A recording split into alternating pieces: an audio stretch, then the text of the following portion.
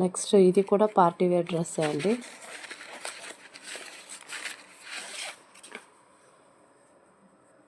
చాలా బాగా వచ్చింది. స్లీవ్స్ దగ్గర ఇలా బెల్ట్ మోడల్లో వచ్చింది, స్లీవ్లెస్.